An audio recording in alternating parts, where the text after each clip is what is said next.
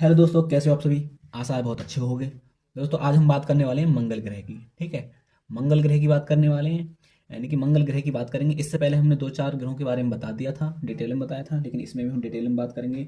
तो मंगल ग्रह की जब हम बात कर रहे हैं तो हम सब में प्रथम बात करते हैं कि ये जो मंगल ग्रह है वो क्रम से तुम्हारे कौन से स्थान पे है। तो अगर स्थान की बात करें, कौन से स्थान पे है, ठीक है, तो कौन से स्थान पे आइए जान लेते हैं। जैसे मान लीजिए इस प्रकार से तुम्हारा सूर्य है, सन है, सन के राउंड राउंड चक्कर लगा रहे हैं, तो पहले स्थान में क्या है तुम्हारा, बुध है, शुक्र है, पृथ्वी है, मंगल है। तो मंगल का स्थान कौन सा हो गया तुम्हारा, चारवा स्थान।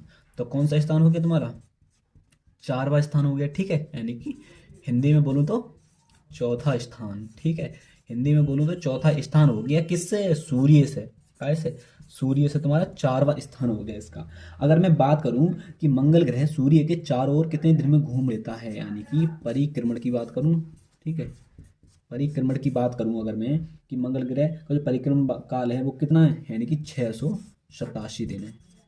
कितना है, 687 दिन है। ठीक है, अगर मैं परिभ्रमण की बात कर लूँ, परिभ्रमण, ठीक है, क्या बात कर लूँ, परिभ्रमण की बात कर लूँ। ठीक है, परिभ्रमण तो आप सब समझ रहे होंगे, अपने अक्ष पे घूमना है। ठीक है, तो कितने दिन में घूम जाता है, यानी कि 24 पॉइंट कितने में घूम जाता है, यानी कि 6 घंटे में घूम जाता है। ठीक है, 24.6 आवर्स में घूम जाता है। ठीक है, अगर मैं बात करूँ घनत्व की, काय की बात करूँ, घनत्व की बात करूँ दोस्तों, किसकी बात करूँ, घनत्व की, कि इसका घनत्व जो है वो कितना होगा। तो इसका घनत्व क्या कितना होगा, 3.39, कितना होगा, 3.39 ग्राम, यानी प्रति सेंटीमीटर घन होने वाला है। ठीक है, अगर मैं बात करूँ इसका व्यास की बात करूँ, यानी कि भूमध्य जो व्यास है इसका वो कितना है, व्यास तो पता ही है ना आपको। यानी कि मान लीजिए सपोज दैट इस प्रकार का तुम्हारा ग्रह है, तो यहाँ तक की दूरी क्या हो जाएगी, व्यास हो जाएगी। तो इसका भूमध्य है, यानी कि भूमध्य माने, यानी कि भू माने होता है, यानी कि पृथ्वी मिट्टी, यानी कि इसके मध्य का जो व्यास है वो कितना हो जाएगा।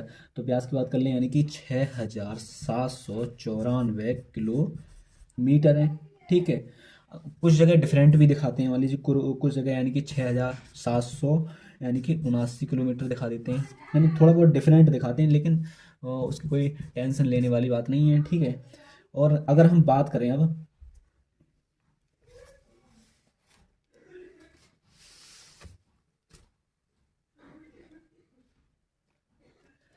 दोस्तों अगर बात करें हम, कि इसे लाल ग्रह क्यों कहा जाता है, क्यों लाल ग्रह क्यों कहा जाता है, लाल ग्रह ऐसा क्यों कहा जाता है, क्योंकि इसकी जो परत है ना, यानी कि इसकी जो सतह है, तो इसकी सतह पर यानी कि लौह ऑक्साइड पाया जाता है।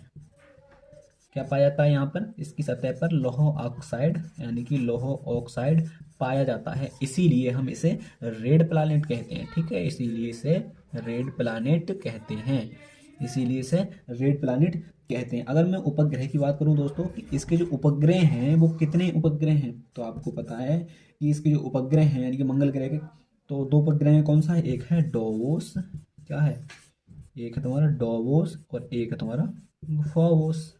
ठीक है, ये दो इसके उपग्रह हैं। जिस प्रकार से तुम्हारी अर्थ का उपग्रह क्या है तुम्हारा, यानी कि मून है, क्या है, मून है, क्या है, चंद्रमा है, उसी प्रकार से दोस्तों उपग्रह इसका, यानी कि मंगल ग्रह का उपग्रह क्या है, डोवोस और फोबोस है। और दोस्तों मैंने बताया था जैसे हमारी पृथ्वी पे सबसे ऊंचा पर्वत बताया था, एंडीज बताया था, उसी प्रकार से अगर मैं इसकी बात करूं, ऊंचे पर्वत की बात करूं, तो क्या हो जाएगा तुम्हारा, निक्सा ओलंपिया हो जाएगा। ठीक है, यानी कि क्या हो जाएगा, सबसे बड़ा पर्वत की बात करूँ, यानी कि मंगल ग्रह का सबसे जो बड़ा पर्वत है, यानी कि सबसे बड़ा पर्वत है वो कौन सा हो जाएगा तुम्हारा, निक्सा, क्या हो जाएगा, निक्सा, निक्सा ओलंपिया हो जाएगा। ठीक है, निक्सा ओलंपिया इसका सबसे बड़ा पर्वत हो जाएगा। अगर मैं बात करूं दोस्तों कि इसका जो तुम्हारा, अगर बात करूं कि इसका गुरुत्वाकर्षण कितना है, यानी कि गुरुत्वाकर्षण की बात करूं, जैसे पृथ्वी का गुरुत्वाकर्षण यानी 9.8 होता है, यानी कि पृथ्वी के गुरुत्वाकर्षण का मतलब मल्टीप्लाई, यानी कि 1/3 होता है।